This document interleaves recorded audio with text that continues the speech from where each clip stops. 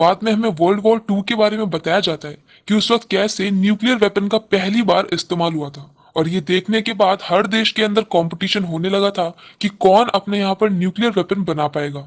और इसी में इंडिया ने अपना पहला न्यूक्लियर टेस्ट किया जो कि पूरी तरह से सक्सेसफुल था। और ये देखने के बाद पाकिस्तान को बिल्कुल भी अच्छा नहीं लगा। और क्योंकि अभी तक 1971 से पाकिस्तान 3 बार इंडिया से हार चुका है, तो अब पाकिस्तान के पीएम ऐसा डिसाइड करते हैं कि वो न्यूक्लियर टेस्ट करवाएंगे। और इसी के बाद हम मूवी का फर्स्ट सीन देखते हैं जहां पर हम देखते हैं रॉ एजेंट तारिक को। तारिक एक इंडियन है जिसका नाम है अमनदीप सिंह, लेकिन यहाँ पर वो तारिक के नाम से रह रहा है और अंडरकवर है। यहीं पर वो अपने एक फ्रेंड से बात करके एक ऐसे टेलर के यहाँ पर काम करना शुरू कर देता है जो कि असल में आर्मी के लिए यूनिफॉर्म सिलता है। ऐसा करने से वो आर्मी के पास में रह सकता है। और यहीं पर उसे पहली बार दिखती है नजरीन। नजरीन को देखने के कुछ ही वक्त बाद काफी स्पीड में इन दोनों की शादी हो जाती है और सीन शिफ्ट होता है इंदिरा गांधी की तरफ। यहाँ पर इंदिरा गांधी से मिलने के लिए रॉ के एक बहुत ही सीनियर ऑफिसर आते हैं जिनका नाम होता है काव। यहाँ पर काव ऐसा बताते हैं कि पाकिस्तान न्यूक्लियर टेस्ट करने वाला है, लेकिन हर किसी से छिपा करके। और इसके लिए वो जो चीजें इस्तेमाल कर रहे हैं वो सारी इलीगल होंगी। और क्योंकि अगर पाकिस्तान न्यूक्लियर टेस्ट कर लेगा तो फिर वो इंडिया के लिए बड़ा थ्रेट बन जाएगा। तो यहाँ पर इंदिरा गांधी ऐसा कहती है कि जो भी तुम्हारा एजेंट पाकिस्तान में हो उससे ये बोलो कि कहाँ पर न्यूक्लियर टेस्ट हो रहा है वो उसकी लोकेशन को पता करे। और अब ये काम तारिक को दे दिया जाता है। अब सीन शिफ्ट होता है पाकिस्तान के पीएम की तरफ, जहां पर वो इस पूरे टेस्ट को जल्दी से जल्दी करने के लिए एक बहुत बड़े पाकिस्तानी साइंटिस्ट को बुलाते हैं जिसका नाम होता है AQ खान। AQ खान एक खतरनाक साइंटिस्ट है जो अपने रिजल्ट्स पाने के लिए कुछ भी कर सकता है। और इस पूरे प्रोग्राम को फंड कर रहा होता है लिबिया का कर्नल, जो कि $500 मिलियन दे रहा है। और बदले में पाकिस्तान उन्हें न्यूक्लियर वेपन बना करके देने वाला है। और इस टॉप सीक्रेट प्रोजेक्ट का नाम होता है 706। यहाँ पर पाकिस्तान के पीएम सामने से इंडिया के ऊपर इल्जाम लगा रहे होते हैं कि कैसे इंडिया न्यूक्लियर वेपन बना करके पाकिस्तान को डरा रहा है, और पीछे से वो इलीगली खुद ही न्यूक्लियर टेस्ट कर रहे होते हैं। अब दूसरी कंट्रीज के दबाव में आने की वजह से इंडिया अपने टेस्ट को रोक देता है और तारिक यहाँ पर दूसरी तरफ पाकिस्तान में अपना काम कर रहा होता है। यहाँ पर उसके सीनियर उससे बात करता है जहाँ पर उसका सीनियर उसे बिल्कुल भी पसंद नहीं करता। असल में अमन मतलब तारिक के पिताजी एक गद्दार थे। उन्होंने यहाँ पर पाकिस्तान को इंडिया की इंफॉर्मेशन सेल की होती है और इसी का बोझ अभी तक अमन ढो रहा होता है। इस रीजन की वजह से उसी के डिपार्टमेंट के बहुत सारे लोग उसके ऊपर बिल्कुल भी ट्रस्ट नहीं करते हैं। और इन्हीं सब में उसका सीनियर भी होता है। यहाँ पर उसका सीनियर उसे ये बोलता है कि उसे एक ढाबे पे जाना है, एक कोड वर्ड बोलना है और वहां से उसे कुछ चीजें मिल जाएंगी जो कि मिशन में उसके काम पे आएंगी। अब तारिक यहाँ से जाता है ढाबे पे और वहां पे कोड वर्ड बोल देता है। ढाबे पे काम करने वाला एक इंडियन मुसलमान होता है जो तारिक की हेल्प करता है, उसे गन देता है, पैसे देता है। और साथ में यहाँ पर तारिक के बॉस ने उसे ये भी बोला होता है कि उसे तारिक के ऊपर नजर रखनी है और अगर उसे ऐसा लगे कि तारिक उन्हें धोखा दे रहा है तो वो तारिक को वहीं पर ही शूट कर दे। और इस आदमी का नाम होता है असलम। यहाँ पर तारिक गन नहीं लेता, सिर्फ पैसे लेता है। और इसके बाद वो वापस से अपने टेलर वाली शॉप पे काम करने के लिए चला जाता है। यहाँ पर शॉप का जो ओनर होता है वो आर्मी के लिए कुछ यूनिफॉर्म सिल करके भेजता है जिसे तारिक लेकर के जाता है, पर रास्ते में वो 2 बटन निकाल देता है। जब यहाँ पर बड़े ऑफिसर की यूनिफॉर्म के 2 बटन नहीं होते हैं तो उन्हें गुस्सा आती है और अब यहाँ पर तारिक वापस जाता है वो बटन लगाने के लिए और साथ में उनसे माफी मांगने के लिए। पर यहाँ पर उस जनरल के घर में जाने के बाद तारिक यहाँ पर बातों ही बातों में उससे ये बातें निकलवा लेता है कि पाकिस्तान भी न्यूक्लियर टेस्ट कर रहा है और जो कि यहीं पर कहीं आसपास में है और ईद से पहले वो लोग अपने टेस्ट को कंप्लीट कर लेंगे। और अब ये सारी रिपोर्ट वापस जाकर के जब तारिक अपने सीनियर को बताता है तो उसका सीनियर ये बोलता है कि उन्हें लोकेशन चाहिए। और अब और डिटेल्स को इकट्ठा करने के लिए तारिक यहाँ पर पब्लिक लाइब्रेरी में जाता है जहाँ पर जाकर के वो इंडिया के बाहर के न्यूज़पेपर को पढ़ना शुरू करता है। उसमें ऐसा दिया था कि कौन कौन से साइंटिस्ट इस बीच पाकिस्तान में आए हैं और अब वो कुछ पाकिस्तानी साइंटिस्ट की लिस्ट बनाता है। साथ में वो न्यूक्लियर थ्योरी से रिलेटेड कुछ बुक्स को भी लेता है और उन्हें भी पढ़ने लगता है। और यहीं पर ही न्यूज़पेपर को देखते देखते उसे समझ में आता है कि AQ खान कुछ ही वक्त पहले पाकिस्तान में आया था।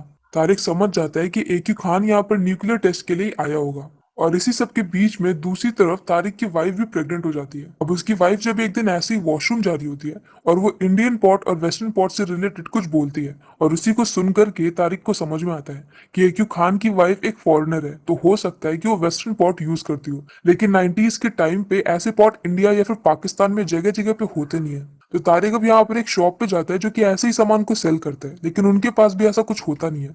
पर अब जब यहाँ पर तारिक उनसे ज्यादा पूछता है तो वो उसे बता देते हैं कि कुछ वक्त पहले उन्हें ऑर्डर आया था एक घर में लगाने के लिए वेस्टर्न पॉट तो उन्होंने बाहर से मंगाया था। तारिक उस घर का एड्रेस निकलवा लेता है और सीधा वहां पे प्लम्बर बन के पहुंच जाता है। वो घर तो अब बंद हो चुका है, लेकिन उस घर के बगल में जो उनके नेबर्स होते हैं उसमें एक बूढ़ी दादी होती है। तारिक प्लम्बर बन करके उनसे बातें करता है और उसे पता चलता है कि AQ खान यहाँ पर सुबह सुबह आर्मी की वैन है और फंडिंग भी हटा देते हैं। काओ समझ जाता है कि शास्त्री जी उसके ऊपर भरोसा नहीं करते, क्योंकि अब तक वो इंदिरा गांधी के लिए काम कर रहा था। तो अब शास्त्री जी का ध्यान उसके ऊपर से हटाने के लिए काओ यहाँ पर रेजिग्नेशन लेटर दे देता है और साथ में ऐसा बोलता है कि पाकिस्तान वाला मिशन ऐसे ही चलता रहेगा। दूसरी तरफ यहाँ पर तारिक को फोन पर अपने बॉस से बात करते हुए नसरीन के पिता एक बार सुन लेते हैं। उन्हें ये तो समझ में नहीं आता है कि वो क्या बोल रहा है, पर उन्हें ऐसा लगता है कि तारिक का किसी से अफेयर चल रहा है। लेकिन जब ये सारी बातें दूर से असलम देखता है तो उसे पता नहीं होता कि रियलिटी क्या है। उसे ऐसा लगता है कि हो सकता है कि नसरीन के पिता को पता चल गया हो कि तारिक एक रॉ का एजेंट है। और अब यहाँ पर तारिक और असलम के बॉस उसे बोलते हैं कि तारिक को मार दो, लेकिन यहाँ पर असलम नसरीन के पिता को शूट करके मार देता है ताकि तारिक का सच किसी के भी सामने आ नहीं पाए। जब ये बात तारिक को पता चलती है तो उसे बहुत गुस्सा आता है, क्योंकि नसरीन के पिता को सच तो पता नहीं होता, वो तो कुछ और ही सोच रहे थे। और वो यहाँ पर गुस्से में असलम को मारने के लिए जाता है। और अब यहाँ पर रमन सिंह सामने आता है। रमन सिंह 9 साल से पाकिस्तान में मौलवी बन के रह रहा है और वो भी रॉ का एजेंट है, इनफैक्ट सीनियर एजेंट है। वो यहाँ पर तारिक को रोक लेता है और कहता है कि अब इस मिशन को हम तीनों लोग को मिलकर के पूरा करना पड़ेगा। और तारिक भी यहाँ पर अपने गुस्से को शांत कर लेता है। दूसरी तरफ हम यहाँ पर देखते हैं कि पाकिस्तान में दोबारा से मिलिट्री लॉ लागू हो जाता है। मतलब कि यहाँ पर जनरल आकर के PM को अरेस्ट कर लेते हैं करप्शन के केस में, और पूरा पाकिस्तान मिलिट्री लॉ के हिसाब से चलने लगता है। यहाँ पर उस शास्त्री जी से बात करके उन्हें भी ऐसा बोल देते हैं कि पाकिस्तान में कोई भी न्यूक्लियर टेस्टिंग नहीं होगी, पर रियलिटी में वो पीछे से न्यूक्लियर टेस्टिंग कर रहे होते हैं। यहाँ पर पाकिस्तान में न्यूक्लियर टेस्टिंग चल रही है, ये बात इसराइल को भी पता होती है। और इसराइल यहाँ पर पाकिस्तान पे अटैक करने वाला होता है। और इसराइल को ऐसा लगता है कि शायद न्यूक्लियर टेस्टिंग क्वेटा में चल रही है, तो उनका अटैक भी क्वेटा में ही होने वाला होता है। और अब यहाँ पर तारिक के पास और भी कम वक्त बचा है कि वो सही लोकेशन का पता करे। अब तारिक यहाँ पर जब एक दिन ऐसे ही अपने शॉप के ओनर से जब बात करता है तो उसका ओनर उसे ये बताता है कि उनके पास 400 जैकेट का ऑर्डर आया था, लेकिन अचानक से ऑर्डर बदल करके एक दूसरे टेलर को दे दिया गया। तारिक जाकर के उस टेलर से बातों ही बातों में पता कर लेता है कि ये 400 जैकेट थोड़े अलग टाइप के हैं और इनकी डिलीवरी लेने के लिए सामने से आर्मी का ट्रक आएगा। तारिक समझ जाता है कि ये सारे जैकेट उसी जगह पे जाने वाले हैं जहां पर न्यूक्लियर टेस्टिंग हो रही है। तो जिस दिन यहाँ पर ट्रक पूरे जैकेट की डिलीवरी लेकर के निकलता है तो तारिक, रमन सिंह और असलम पाकिस्तानी पुलिस का रूप लेकर के उन्हें बीच में ही रोक लेते हैं और उन्हें डरा धमका करके ये भी पूछ लेते हैं कि वो लोग कहाँ पर जा रहे हैं, और जैकेट्स को चेक भी कर लेते हैं। उन्हें पता चलता है कि वो लोग केहूटा नाम के गांव में जा रहे हैं, जहां पर ही शायद न्यूक्लियर टेस्टिंग चल रही होगी। तो अब ये तीनों उस गांव में पहुंच जाते हैं जहां पर उन्हें ये पता चलता है कि पिछले 2 साल पहले यहाँ पर कुछ भी नहीं था और इसी 2 साल में यहाँ पर बहुत ज्यादा आर्मी आ गई है और पहाड़ी के पीछे उनका कैंप है। अब तारिक और असलम जाते हैं उस कैंप को देखने के लिए, और तारिक यहाँ पर पहाड़ के ऊपर चढ़ करके दूसरी तरफ से देखता है तो वहां पर उसे न्यूक्लियर का पूरा बेस मिल जाता है।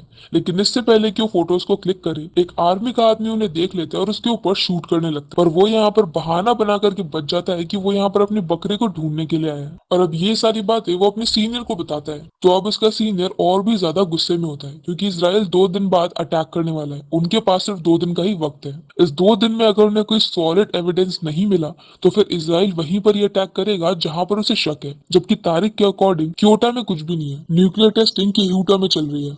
अब ये सॉलिड एविडेंस लाने के लिए पहले तारिक ऐसा प्लान करता है कि वो खुद जाएगा उस पूरी जगह के अंदर, लेकिन बाद में उसे एक दूसरा आइडिया आता है। उस पूरे केहूटा कस्बे में सिर्फ एक ही बार्बर है, और जो लोग भी यहाँ पर ज्यादा देर तक रेडिएशन के संपर्क में रहते होंगे उनके बालों में रेडिएशन की मात्रा बहुत ज्यादा बढ़ जाती होगी। और क्योंकि वहां पर एक ही बार्बर है तो सब लोग वहीं से ही बाल कटाते होंगे। अगर तारिक को वहां से बालों का सैंपल मिल जाए तो उसको टेस्ट करके इजीली पता कर सकते हो और एविडेंस भी मिल जाएगा कि न्यूक्लियर टेस्टिंग कहाँ पे चल रही है। तो अब वो तीनों यहाँ पर उसी कस्बे में जाते हैं और तारिक बार्बर की शॉप के अंदर चला जाता है। यहाँ पर बाकी के 2 बचे लोग बाहर जाकर के झगड़ा शुरू कर देते हैं। इस सबसे यहाँ पर सबका ध्यान उसी फाइट के ऊपर चला जाता है और तारिक यहाँ पर चुपके से बालों को जमा कर लेता है। अब ये बालों का पैकेट लेकर के वो रेलवे स्टेशन पे जाता है जहाँ पर वो लाहौर की ट्रेन में बैठने वाला है। यहाँ पर एक आदमी को बेहोश करके उसकी ID और बैग वगैरह ले लेता है और साथ में एक पगड़ी बनाता है। पगड़ी के अंदर वो बालों के पैकेट को रख देता है और ट्रेन के अंदर कुछ पंजाबियों के साथ में चढ़ जाता है। आगे एक लेडी जो कि इंडिया जा रही होती है, वो उसके बैग में उसी पैकेट को छिपा देता है और दूसरे स्टेशन पे उतरने ही वाला होता है कि उससे पहले पुलिस को पता चल जाता है कि वहां पर एक इंसान ऐसा है जो किसी को मार करके उसकी आईडी लेकर के आया हुआ है। और वो लोग यहाँ पर तारिक के पीछे पड़ जाते हैं। तारिक यहाँ पर हैंड टू हैंड फाइट करके, फायरिंग करके, ट्रेन के ऊपर चढ़ के जैसे भी करके उन सबसे फाइट करता है और फाइनली वो ट्रेन से कूद जाता है। रमन और असलम उसके एक जगह पे वेट कर रहे होते हैं। वहां पे पहुंचने के बाद वो उन दोनों के साथ में निकल जाता है। अब वो ये सारी इन्फॉर्मेशन अपने सीनियर को दे देता है कि कौन सी ट्रेन और कौन सी सीट और कौन सी लेडी के बैग के अंदर उसने पैकेट को छिपाया है। जब वो लेडी इंडिया पहुंचती है तो पुलिस जाकर के उसके पास में से पैकेट को निकाल लेती है। तुरंत ही पैकेट की टेस्टिंग होती है और उसमें रेडिएशन बहुत हाई होता है, साथ में यूरेनियम के पार्टिकल के टुकड़े भी मिल जाते हैं। दूसरी तरफ इसराइल यहाँ पर अटैक करने ही वाला होता है, लेकिन ये इन्फॉर्मेशन जल्दी से जल्दी उन तक पहुंचा दी जाती है और वो लोग अटैक को रोक देते हैं, क्योंकि अगर यहाँ पर वो लोग गलत जगह पे अटैक कर देंगे तो पाकिस्तान इस बात को मुद्दा बना देगा और बाद में आराम से केहूटा के अंदर अपने पूरी टेस्टिंग को कंप्लीट भी कर लेगा। अब रॉ के ऑफिसर्स जाकर के ये सारी न्यूज शास्त्री जी को दे देते हैं और वो लोग ऐसा चाहते हैं कि अब इंडिया और पाकिस्तान में वॉर हो, लेकिन यहाँ पर शास्त्री जी जो कि वॉर को हमेशा से अवॉइड करते हैं, वो इसके लिए मना कर देते हैं और वो जाकर के कॉल पे जनरल से बात करते हैं। वो जनरल को यहाँ पर बातों ही बातों में बता देते हैं कि उन्हें अपनी न्यूक्लियर टेस्टिंग को बंद करना पड़ेगा, वरना इंडिया वॉर पे जा सकता है और ऑलरेडी पाकिस्तान 3 बार हार चुका है। जनरल इस बात से घबरा जाता है और वो अपनी पूरी टेस्टिंग को बंद कर देता है, क्योंकि टेस्ट को करने में कई कई मंथ निकल जाएंगे और इंडिया को पाकिस्तान के ऊपर अटैक करने में 15 मिनट लगेंगे। लेकिन अब यहाँ पर जनरल को समझ में आ गया कि पाकिस्तान में रॉ एजेंट है। वो यहाँ पर अपनी पूरी टीम को बोलता है कि जल्दी से जल्दी सारे रॉ एजेंट्स को मार दो, और होता भी ऐसा ही है। एक एक करके हर किसी को मारा जा रहा होता है और असलम भी इसी में मारा जाता है। और अब तारिक यहाँ पर अपनी प्रेग्नेंट वाइफ के साथ में दुबई निकल रहा होता है, लेकिन तारिक के बारे में भी उन्हें पता चल जाता है और वो लोग तारिक का पीछा करते हैं। तारिक एयरपोर्ट पे अपनी वाइफ के साथ में होता है और यहाँ पर सारी आर्मी एयरपोर्ट तक आ चुकी होती है। तो अब यहाँ पर तारिक के पास में कोई भी ऑप्शन नहीं होता है। अगर उसकी वाइफ यहाँ पर पकड़ी गई तो उसे भी जेल में डाल दिया जाएगा। तो वो यहाँ पर सबके ध्यान को डिस्ट्रैक्ट करता है और अपनी वाइफ को प्लेन में जाने के लिए भेज देता है। वो पूरी आर्मी से फाइट करता है और एंड में मारा जाता है। और दूसरी तरफ उसकी वाइफ प्लेन के अंदर चली जाती है और वो वहां से दुबई भी पहुंच जाती है। दुबई में यहाँ पर उसकी वाइफ को मिलने के लिए काव आता है और अब काव यहाँ पर नसरीन को एक लेटर पढ़ करके सुनाता है। ये लेटर तारिक ने लिखा होता है नसरीन के लिए और उसे काव को भेज दिया होता है। इस लेटर में वो नसरीन को सारी बातें बता देता है कि उसका नाम है अमनदीप सिंह और वो इंडियन है। और यहीं पर इसी पॉइंट पर ये मूवी खत्म हो जाती है। इसके बाद हमें ये बताया जाता है कि शास्त्री जी की निगरानी में इंडिया ने दूसरा न्यूक्लियर टेस्ट भी सक्सेसफुली कर लिया होता है।